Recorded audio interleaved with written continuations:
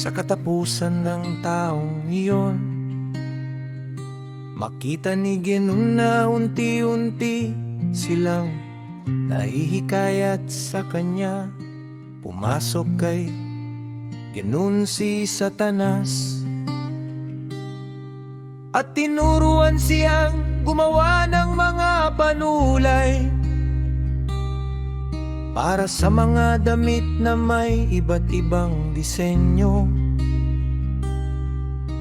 At ipinaunawa sa kanya kung paano magkulay ng karmin at purpura at iba pang kulay. At ang mga anak ni Cain na gumawa ng lahat ng ito at nagniningning sa kagandahan at maringal na kasuotan, nagtipon-tipon sa paanan ng bundok ng may karangyaan. May mga trumpeta at maringal na kasuotan at karera ng kabayo na gumagawa ng lahat ng uri ng karumal-dumal na gawain. Samantala, ang mga anak ni Seth na nasa banal na bundok ay nananalangin at nagpupuri sa alahayan bilang kapalit ng mga hukbo ng anghel na nahulog. Kaya tinawag sila ng alahaya na mga anghel, sapagkat labis siyang nagalak sa kanila. Ngunit pagkatapos nito, hindi na nila sinunod ang kanyang utos ni tumupad sa pangakong kanyang ginawa sa kanilang mga ama. Sa halip, sila'y nagsimulang magpabaya sa kanilang pag-aayuno at pananalangin at sa payo ni Jared na kanilang ama. At patuloy silang nagkakatipon sa tuktok ng bundok upang pagmasdan ng mga anak ni Cain mula umaga hanggang gabi. At ang kanilang mga ginagawa, ang kanilang maganganban, kasuotan at palamuti.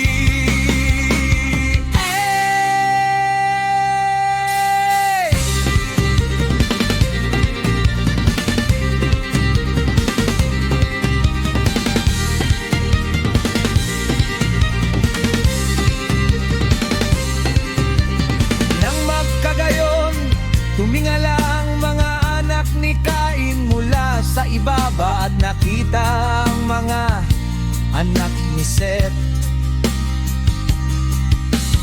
na nakatayo ng pangkatan sa tuktok ng bundok. At tinawag nila ang mga ito upang bumaba sa kanila. Ngunit sinabi ng mga anak ni Seth mula sa itaas, hindi namin alam ang daan ng marinig ni Ginoon na anak ni Lamech, na sinabi nilang hindi nila alam ang daan. Kanyang inisip kung paano niya sila mahihikayat na bumaba.